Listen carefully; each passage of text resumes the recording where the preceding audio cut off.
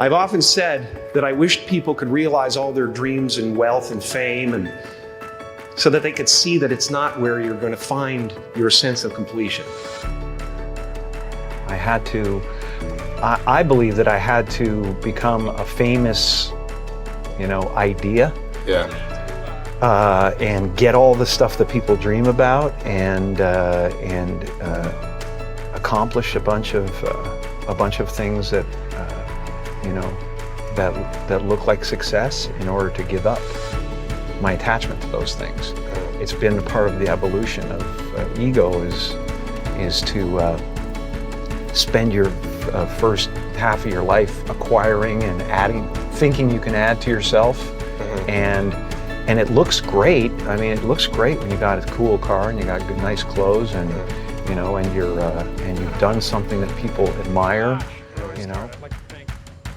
When I was about 28, after a decade as a professional comedian, I realized one night in LA that the purpose of my life had always been to free people from concern. Choosing to free people from concern got me to the top of a mountain. Look where I am. Look what I get to do.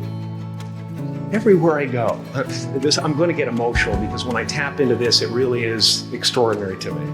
I did something that made people present their best selves to me wherever I go. I am at the top of the mountain, and I was, and the only one I hadn't freed was myself.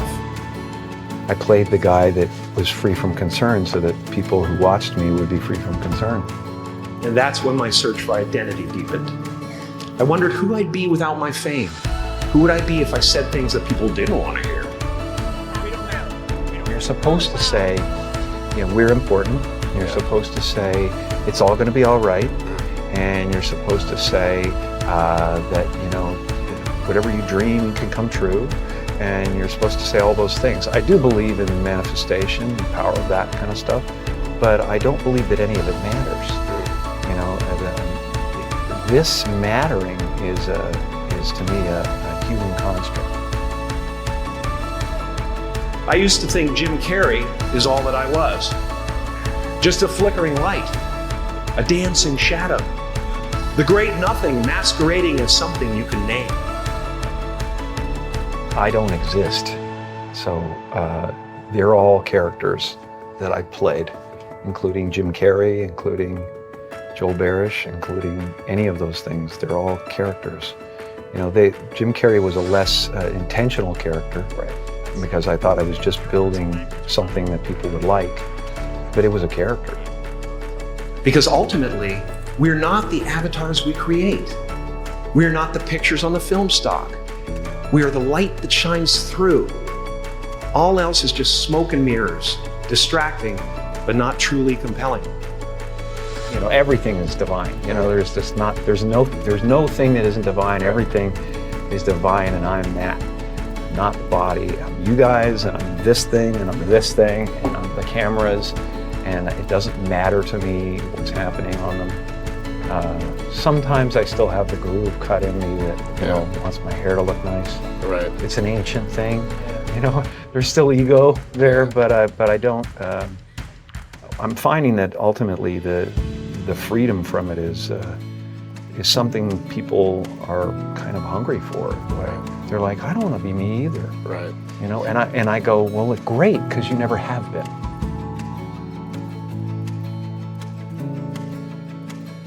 To find real peace, you have to let the armor go. Your need for acceptance can make you invisible in this world.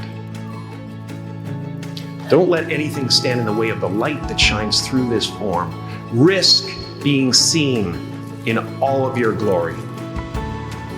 Our eyes are not viewers, they are also projectors that are running a second story over the picture that we see in front of us all the time.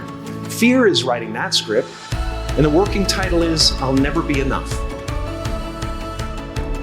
People talk about depression all the time. The difference between depression and sadness is just, from happenstance. Whatever happened or didn't happen for you, or, grief or whatever it is. And depression is your body saying, F you, I don't want to be this character anymore. I don't want to hold up this this avatar that you've created in the world is too much for me, you know?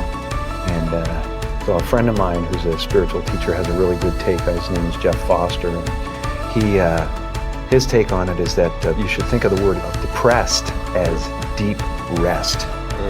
Deep rest. Your body needs to be depressed. It needs deep rest from the character that you've been trying to play. Right. You know, the great and powerful Oz. I'm the great and powerful Oz. How dare you come near me? This is the voice Of the ego. and if you listen to it, there will always be someone who's doing better than you. No matter what you gain, ego will not let you rest. It will tell you that you cannot stop until you've left an indelible mark on the earth, until you've achieved immortality. How tricky is this ego that it would tempt us with the promise of something we already possess? A happy place is realizing that you're everything, you know, and that there's no real you involved in the first place.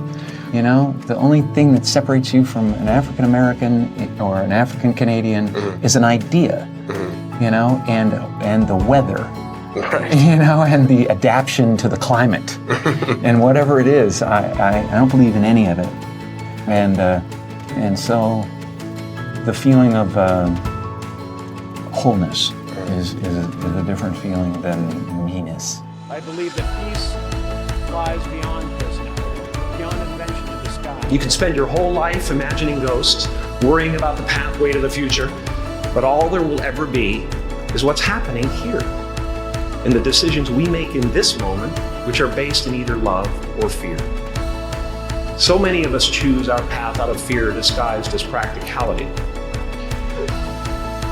What we really want seems impossibly out of reach and ridiculous to expect, so we never dare to ask the universe for it. I'm saying, I'm the proof that you can ask the universe for it. Please. In case I don't see you, good afternoon,